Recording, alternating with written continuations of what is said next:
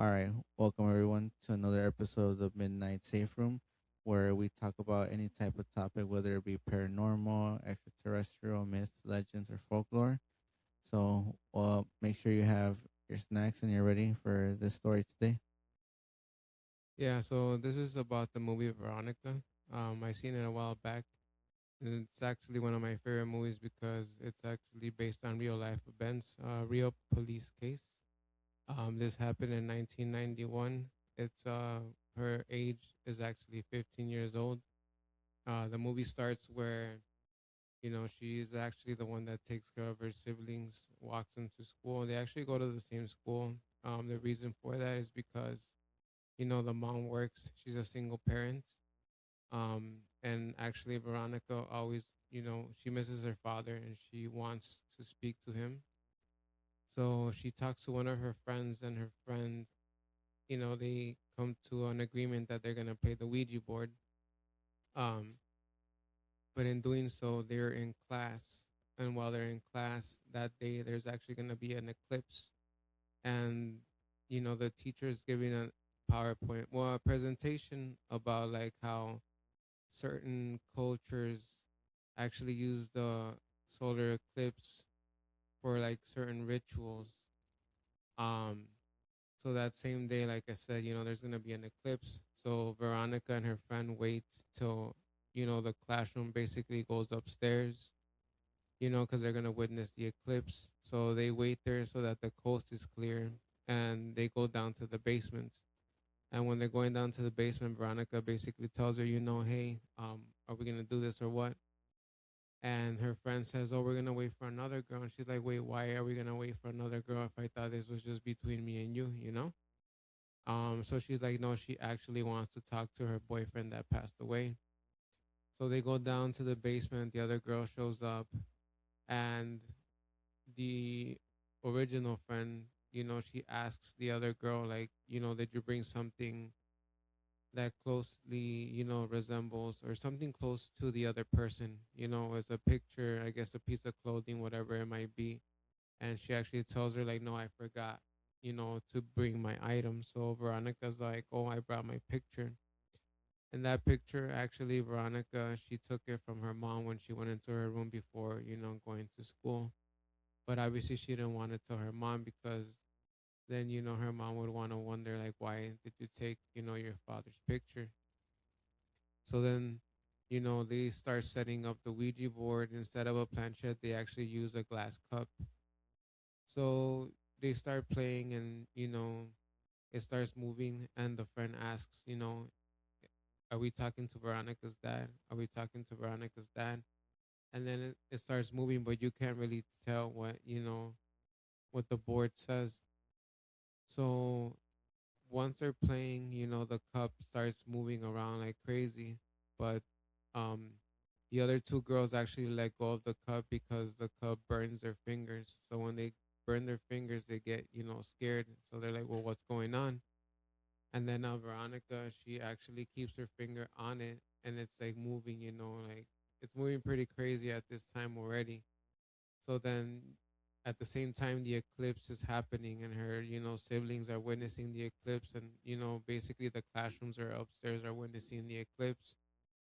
So then after that happens, the cup actually shatters and it breaks, so after it breaks, her finger starts bleeding, but she's like in a trance, so I would assume that as soon as her, finger started bleeding on the board, that's like a pact that she made, with the board or whatever is on the other side. So then after that happens, the board, ends up breaking in half, and the candles fall and it starts burning.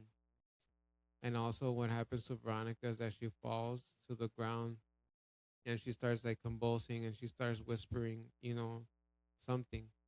So then the other girl freaks out and she runs away, and the friend's there with her. So she puts her ear to her, to her mouth to hear what she's, you know, um, saying, but you can't really tell what she says, but you could tell that she's freaked out. So then Veronica wakes up in the infirmary room, And the nurse actually starts asking her questions, like she asks her a question about her period. She's like, well, have you had your period? Have you not? And she's like, no, I haven't had it. So she sends her home. Then after she sends her home, she gets home and she puts away the Ouija board. She puts it on top of her dresser. And she actually exits her room and she hears a thump.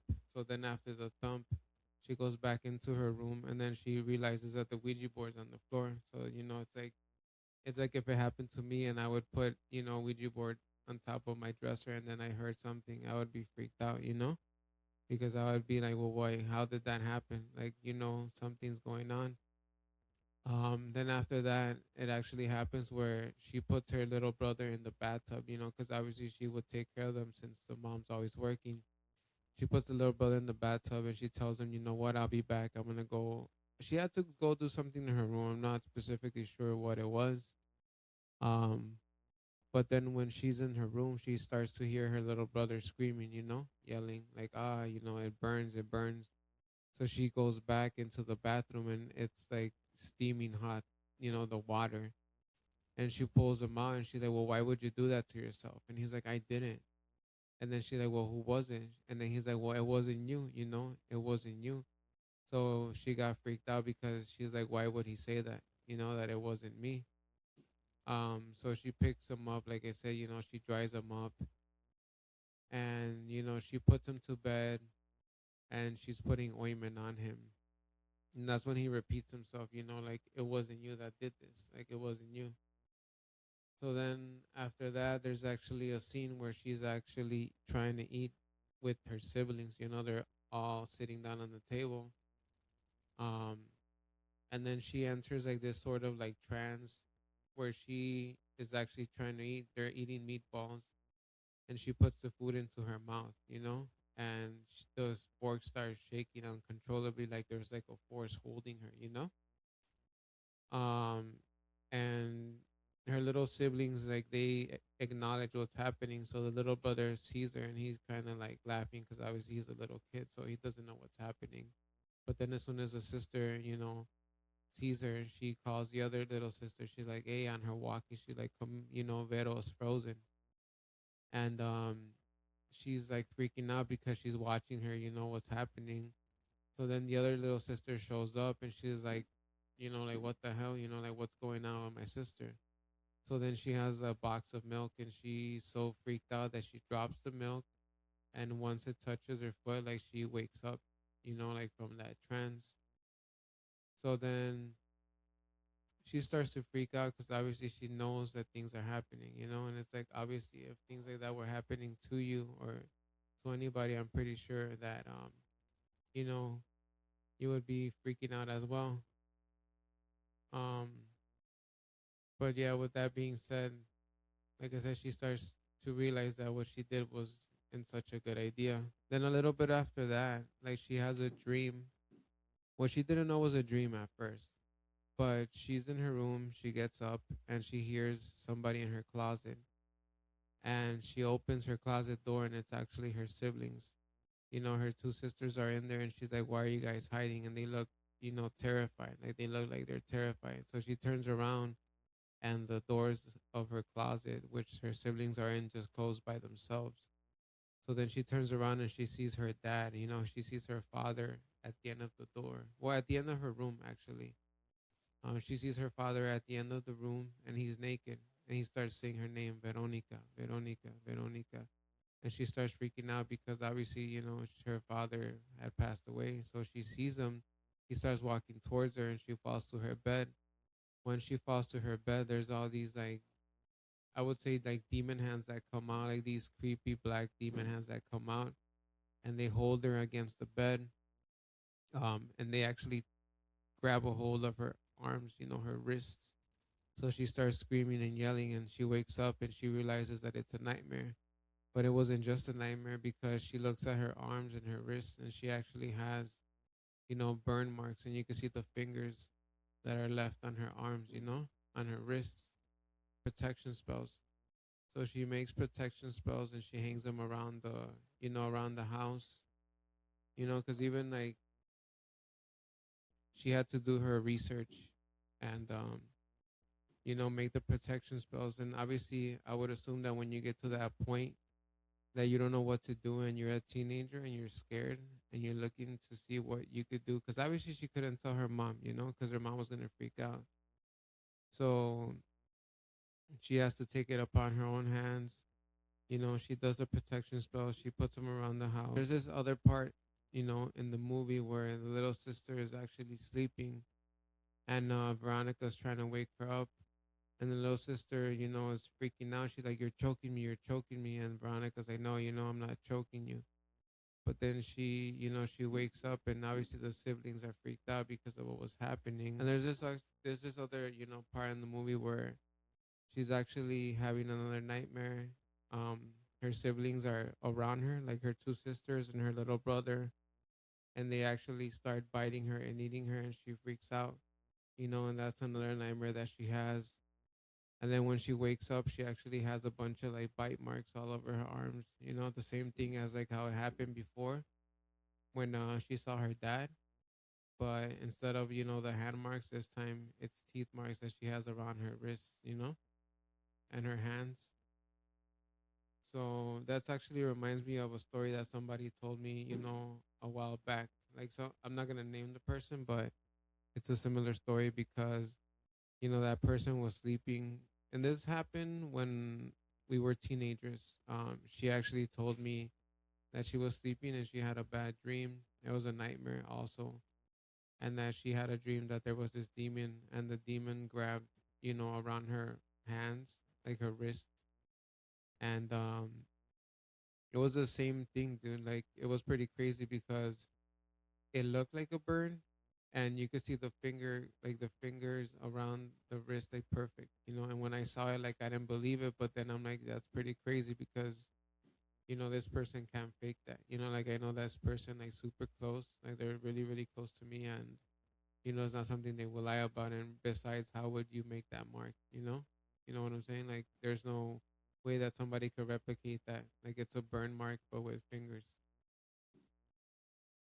Yeah, I mean, at that point in time, it's just people will try to probably use logic against it, but there's really nothing to go against that. I mean, you see the straight handprint that it's kind of like as a burn mark. So, what can we really say about it? Like there's really nothing to kind of go around it. It's just the straight fact of accepting, like, hey, what really is this entity, and what what did I do for it to, like, kind of come at me, or why is it attracted to me? It's kind of like the crazy thing about it. Yeah, no, and also, like, I heard that when you play the Ouija board, you're supposed to say a proper goodbye, and they never did that. So after everything happened the first time that they played, it got burned, it split in half, but they never said a proper goodbye. So I guess with that being said, something attached herself, to Veronica, and that's why all that started happening. Because, like, from what I know, you're supposed to say, proper goodbyes all the time, or the portal stays open and you're always connected to that, that realm. Then a little bit after that, she actually gets her siblings involved because she wants to help. She wants to get help from her friends, but her friends no longer want anything to do with her because they're freaking out as well. Because obviously they were there when everything started happening, so they don't want anything to do with her. And she starts to notice, so she starts to get upset as well because she's like, damn, like, we started all this together and now I'm on my own. So what she ends up doing is that she actually tells her siblings, to start helping her with the seance. So she sets everything up, and obviously the mom's always working, so the mom doesn't know what's going on. Um, so she sets the Ouija board up. She sets up, the planchette. Again, it's a glass cup. Um, and she starts playing again, and then the same thing happens. So the Ouija board splits in half, and the planchette, well, the cup starts rolling away. So she starts to freak out, and her siblings are there. They actually had to sing a song before because she read about it, and it said that in order for you to say a proper goodbye, if you didn't, you would have to sing a song. So they're singing while everything's happening.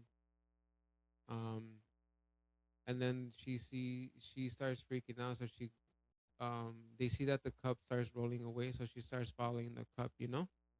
And then after she starts following the cup goes into, like, it rolls into this room, and there's mattresses, and she actually noticed that when she started flipping the mattresses, she noticed that there was burn marks under the the mattresses. Like, I don't know if it was burn marks or it was mold, but something was growing under the mattresses. So then she notices that that's happening, and then a hand comes out and it actually grabs, her wrist. So she starts to freak out, and she, jumps back. She runs out of the room, and she starts telling her siblings, like, it's here, it's here. They start all freaking out because they're scared, and they see the shadow behind the door. So then she grabs her little brother, and they all start running out of the house, because I would run out too. Like, if that happened to me, I would be freaking out because technically, like, it's not something that you could fight, you know? Like, it's a demon that has attached yourself, it's a demon that has attached itself to you. So now it's like, what are you gonna do? Like, there's no way to fight it. Like, the protection spells didn't work. She told the nun that nothing was working. The nun actually tried to help and do like a small cleansing ritual. It didn't work. So she even told her, you have to protect your siblings. Like, since your mom works, you have to protect your siblings. So then, going back to the story, she freaks out and they run out of the house. So she's carrying her little brother and they run out. And then as soon as she's outside already with her siblings, she notices that she's not carrying anybody. So she asks her sisters, where's, you know, the younger sibling? And they're like, well, we don't know. Like, you were carrying him. So she had already called the police at this time. Um, and she runs it back up to the house, and she told her siblings to stay down there. With the two sisters, the twins, she tells them stay down there. So she runs back up to the house and she notices that she can't find them. So then there's this part where, she sees her little brother by the door opens, and then the demon takes her little brother. So then she breaks the window, and that window leads to the bathroom. So as she's trying to go into the bathroom, like, she actually ends up falling to the floor, and she, kind of like knocks herself out, like, for a little bit. Not like completely out, but she dazed herself while she was on the floor. Yeah. So she dazed herself. She gets up and she's bleeding from her forehead. So then what she does next is she goes to the other room, and you can see the demons actually following her, like, it's behind her and it's following her.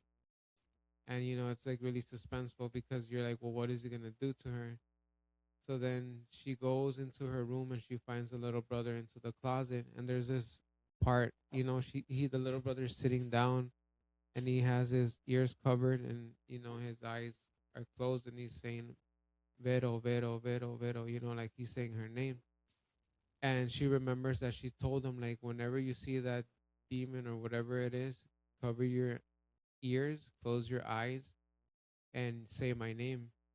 And then you realize, like, why is he doing that while she's there? But then you realize that he was doing it because the demon was possessing her. So the demon was possessing her, and that's when she realized, like, oh, oh man, like, that happened. Like, I'm the demon, like, it's me. And it goes back to when she was giving him a shower, a bath. She's the one that turned up the water really hot and she left him there. And then she went into her room, and that's when she remembered and went back. So it was actually her that burned him in the water. And when her sister was sleeping, she was trying to wake her up, but she wasn't trying to wake her up. She was actually choking her. And the little sister told her, like, you're choking me, like, you're choking me. And so she realizes then and there that she's been possessed all along. Like, she's been doing everything that's happening, and she thought that it was the demon. Well, essentially it is the demon, but it's part of her now. So she had a piece of broken glass that she had taken from, the bathroom because the demon had pushed her into the mirror. So she had a glass piece, and she holds the piece up to her neck because then she finally realized, like, okay, it was me that was doing that. Like, it wasn't, well, it was the demon because it possessed her. So she tries to take her own life. She puts the glass shard to her neck, but the demon grabs her arm and doesn't let her do it. So imagine, there's no other way for her to escape. There's no other way for her to, ask for help. So it's like a last resort type of thing because in reality, like, what would you do? Like, if that was happening to you, what would you do? Um, Yeah, at that point in time, there really is not much to do. I would say, do you think? Because I believe at the end of the movie, she still ends up like passing away. But as far as that situation, do you think he didn't let her take her own life because, or whatever it was, it wanted to kind of show that it had control over her, and that it said, "I let you go when you want to, like I'll tell you when you go, not when you want to go," or was it kind of to make a statement, or what do you think exactly why it did what it did to her? honestly, to be honest, I would say he probably did do it because he's like, okay, well, I say when you take your life, or I'll take your life. Like, you're not gonna take it. Or maybe if she took her life, obviously it would break the pact, and he wouldn't benefit from it. So he doesn't let her. But then at that time, the police are on their way because she had called the police. So there's a detective that shows up and two police officers. And when they're about to get there, well, before they get there, and the demon, grabs his hand and he puts it down her throat. And if you paid attention from the beginning of the movie, when the teacher was explaining that the ritualistic things, you could actually see that one of the rituals was that they would shove their hand down your throat and choke you. So that's what the demon actually did to her. And while he was doing that to her, the police officers actually were witnessing everything because they had just got in there. So they were witnessing that, and then they saw her floating mid-air. Obviously, they couldn't see the demon, only she could. So when they saw that, the demon actually let her go. She dropped to the floor. The house was a mess because they were running around. Everything was breaking. Then they called the ambulance. The ambulance actually ended up picking her up. They took her, the mom was there. She was talking to the siblings, asking them what was happening. Then they brought her out in the stretcher, and the mom started freaking out, like, oh, Veronica, like, what happened with her? They actually ended up taking her, and maybe like a few minutes later, the police officer actually is in the house looking around because he's in disbelief, because I mean, who wouldn't be in disbelief, like me being an investigator myself, if I saw that, like, I don't know how I would react. Like, it's something that you never experienced before, and it's something that like I said, nobody really sees. Like, it's just things that happen that nobody can explain. Um, so he's curious, and he grabs one of her pictures that's there, and he grabs her picture. He looks at it, and then when he's looking at it, he like tosses it like if he's in pain. So what happened is that the picture was burning. So he sees her picture and it burns, you know? Then after the picture burns, his walkie goes off. His walkie goes off, and he says, hello. And then the dispatch tells him, Veronica, well, the girl actually passed away. So that, I'm pretty sure that was symbolic to, like, okay, her picture burned and she's done. Like, I took her life and she belongs to me.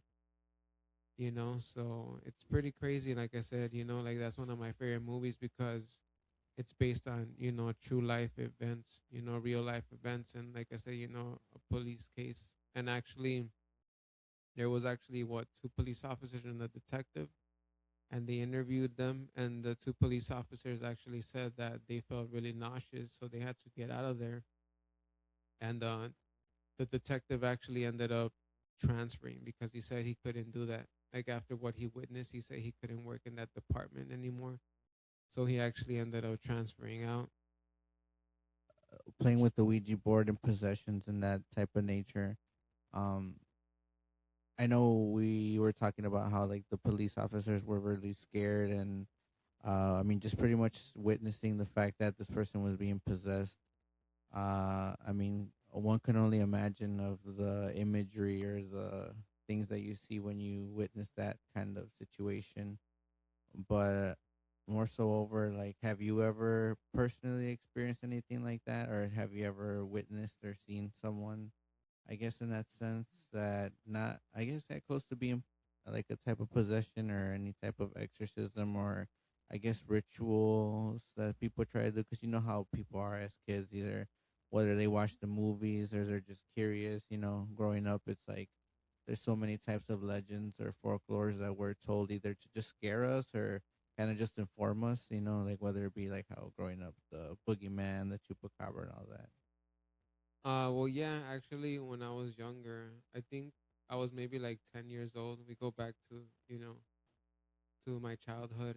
I was actually hanging out with a few of our cousins. I was hanging out with Chuy, with Jorge and Jorge's girlfriend at the time.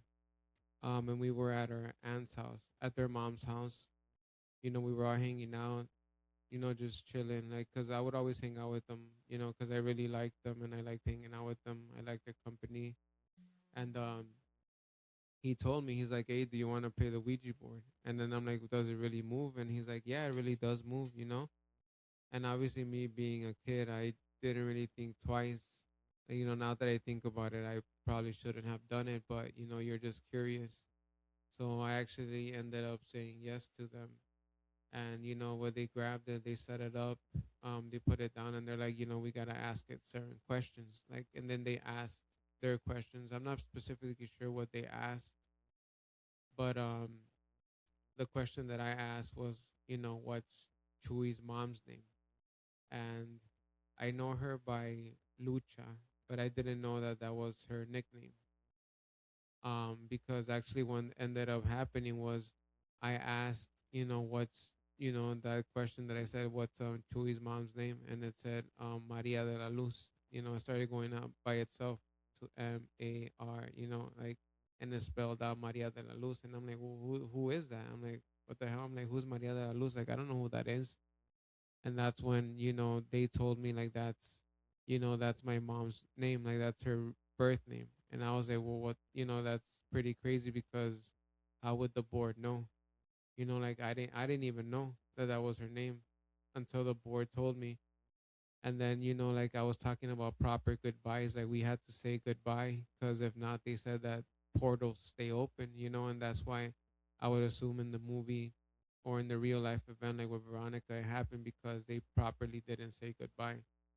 Obviously with everything that happened, they were all freaking out, you know, with the board splitting in half, with the board getting set on fire, with Veronica, having a seizure and all that. I'm pretty sure they were all freaking out. So obviously they couldn't say proper goodbyes.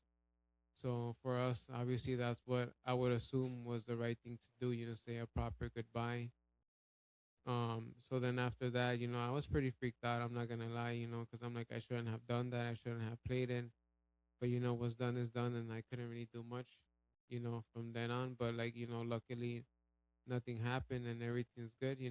And actually, when we were after watching the movie, how I told mom about it, and then she started watching the movie with me, and she was asking me that I played it, and I'm like, yeah, I played it, but I said proper goodbye. And then she shared a story with me, and she actually said that she played the Ouija board, but she like, oh, it wasn't too crazy because we just asked like simple questions like, oh, who has a crush on me or who likes me. So in her head, she like, it's nothing too crazy, like nothing's gonna happen. But I actually told her like it doesn't matter what you ask, like whether it be simple questions or you know or like questions about who's gonna die, or just things of that nature. Yeah. um so even after that, she said that, she didn't say a proper goodbye. And I was like, well, maybe that's why certain things happen in your life. Like I said, not knock on wood, hopefully that's not the case. But, the rules are that you do have to say a proper goodbye. So I'm not 100% sure with what happened with that. Hopefully, like I said, God is good, and, hopefully nothing of that sort happened. But for that same reason, that case, with Veronica, like really did call out to my attention. And it's one of my favorite movies, because it's based on real life events. Would you say more, dude, that like you tried doing these things out of like the curiosity, or was it something that you were really like, I guess, perpetuate by, like, for example, you really were into, like, I guess, figuring out if they were real, or was it just something as a kid, like, oh, just like how that thing is like, oh, you touch the stove, you're gonna get burned, like, I'm gonna see how much it hurts. Or was it really, like I said, something that brought your attention, like, probably like a similar experience or something, or no, it was just kind of like curiosity killed the cat. Yeah, no, I mean, as a kid, you don't really think about things, like obviously I was just thinking about, like, not too long ago, like, man, we used to ride our bikes so far. Like, we used to go bike riding so far, and luckily nothing ever happened. So it's just the same thing, like you get to the point where you're like, okay, well, I already did this and I'm a kid, so nothing's gonna happen. But yeah, you don't think about it. My cousins asked me like, hey, do you want to play? And in my head, I'm like, well, let's see if it actually moves, and let's see if, it actually gives you like valid information. But yeah, little did I know that it was gonna give me real valid information. And that's the thing that people don't realize, that, it's just things that you can't explain. Like, things like that happen, and you just like, like, even with the whole case itself, like, it's a real, case, like it's a police case. And it's like, you can't explain it. You just can't explain it. It's just things that happen that you just can't explain. With that being said, it's just something that, like, it's curiosity. Curiosity for everybody. Like, I'm pretty sure, right now, if they offered me to play it right now, like, I wouldn't. Like, I'm not gonna lie, like, I'm not gonna play it, just because I don't want to mess with that.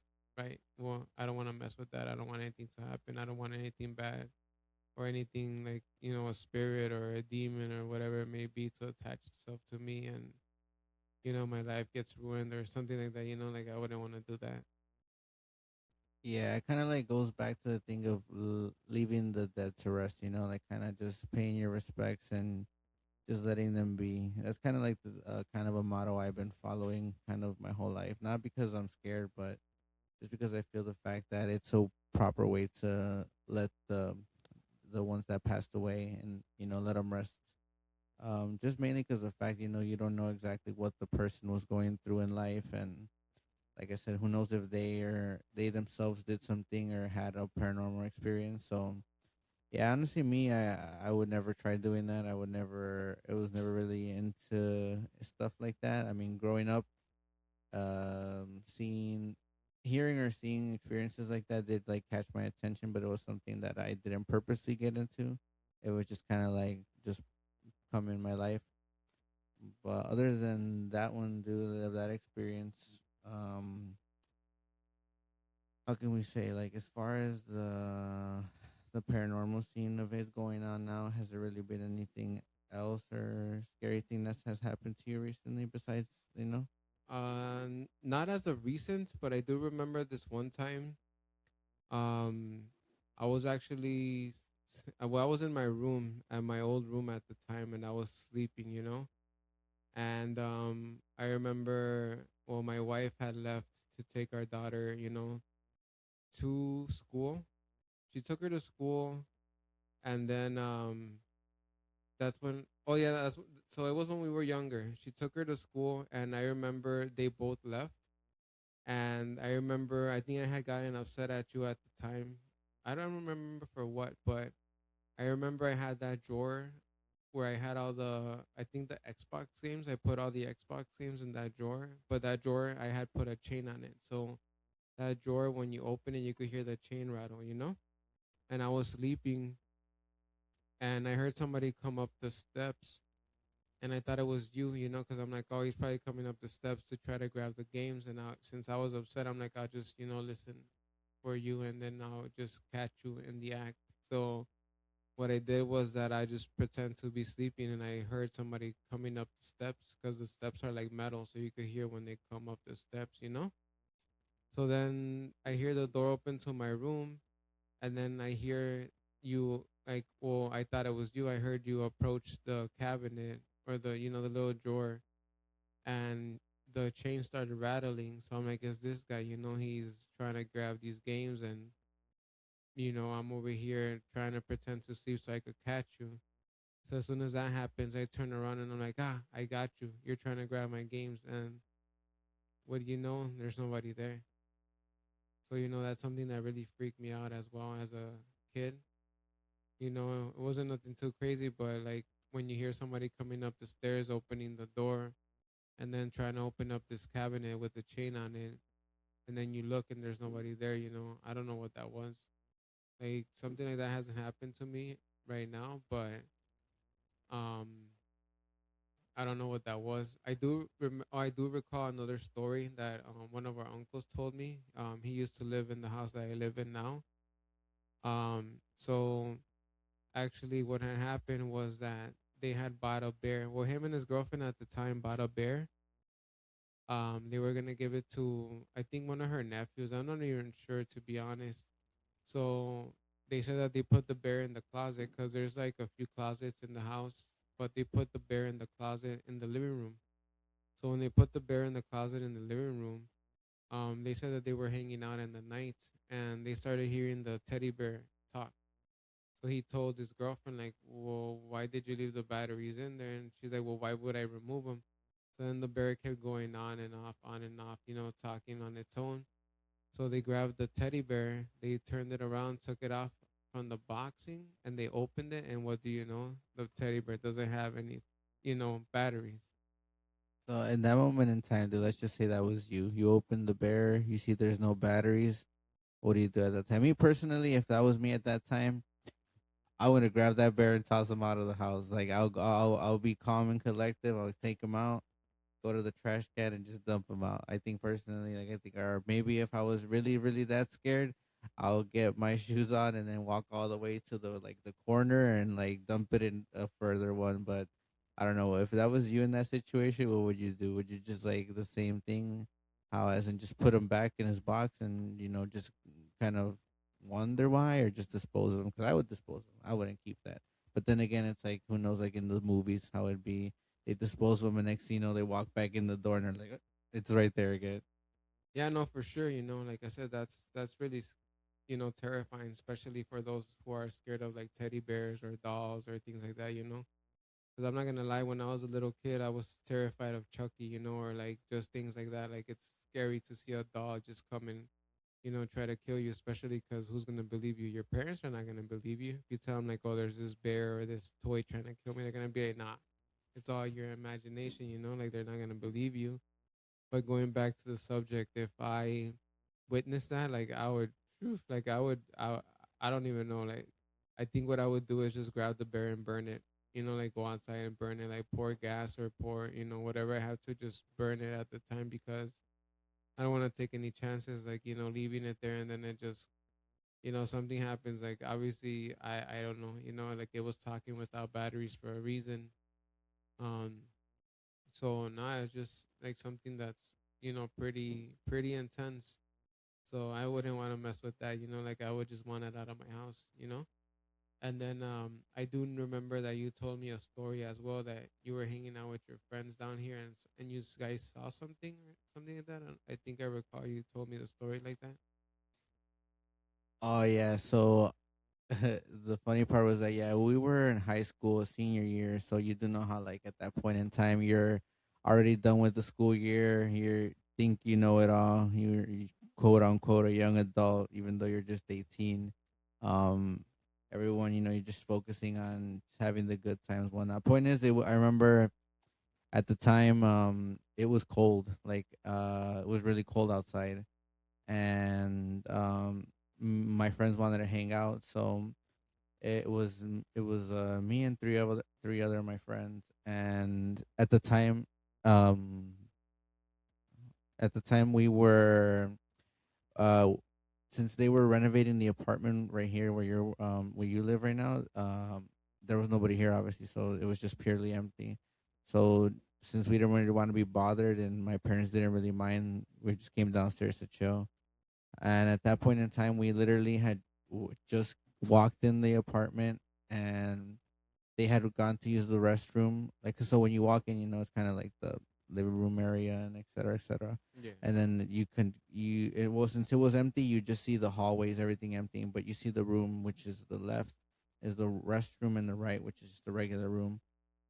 And I kid you not, we're just there, and like I said, it's dark, but I don't know how exactly we had the door open or what, but we had some type of illumination, but not the lights on. And out of nowhere, like, we're just all staring straight to the wall. Well, like, not the wall, but like to that like hallway where the doors are and all that.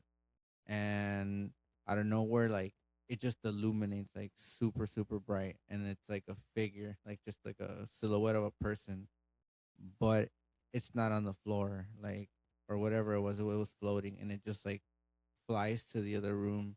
Yeah. My friends, like, they had drinks in their hands, and like in an instant they just dropped them and they ran out of the house. And but me, I guess I didn't get scared at the time because the way that I guess personified it, the fact that it was a bright silhouette, kind of like, to me it seemed like an angelic figure. I didn't seem like, how they portray like a bad, like a demon or something bad, like, oh, dark or scary or something like that, with like pointy teeth. Like, no, this one, it just looked pretty much like a plain white figure, super bright, and it like flew like to room, like instantly, boom.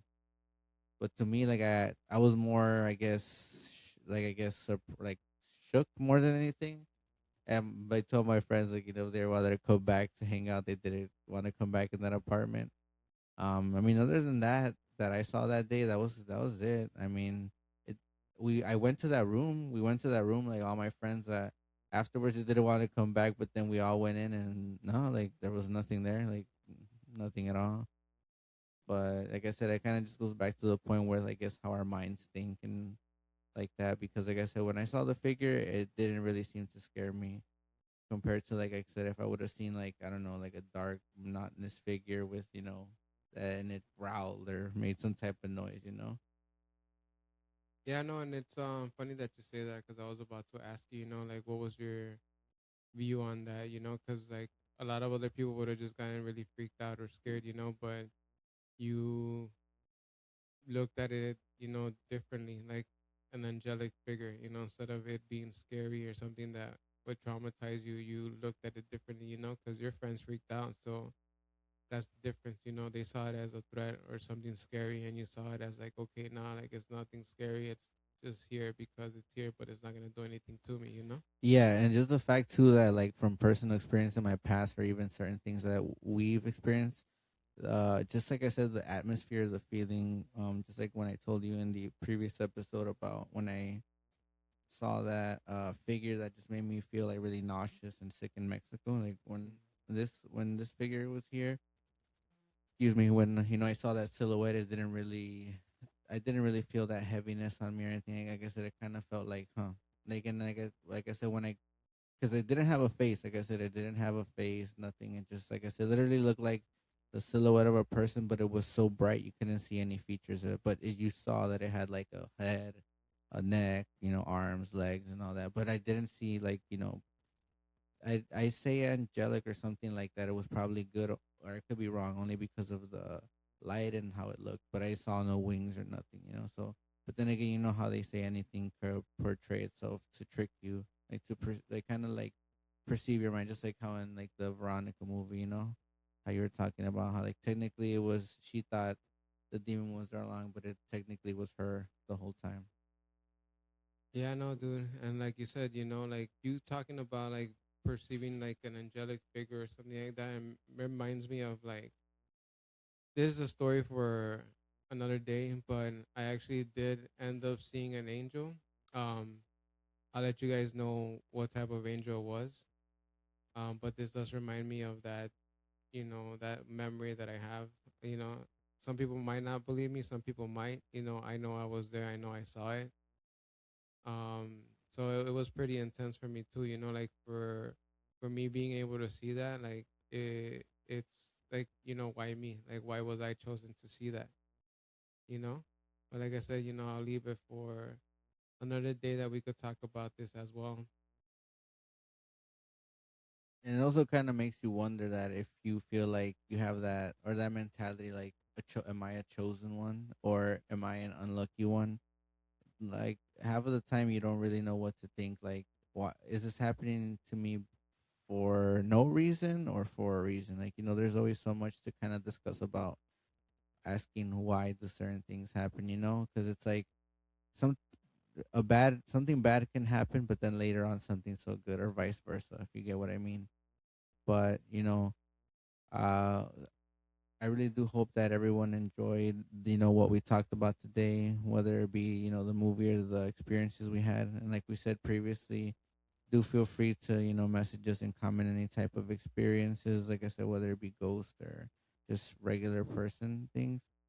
But like I said, we really appreciate any type of feedback or, on our videos. But what would you like to say before we end up close up the episode? Well, yeah, guys, we're just gonna conclude our episode for tonight. It might be a little shorter than the last one. Just bear with us. Like we said, we're new to this and we're trying our best. Hopefully you like our content. And just like I said, if you guys want to do any type of collab or you guys want to be in the podcast with us, we'll do our best to get something working.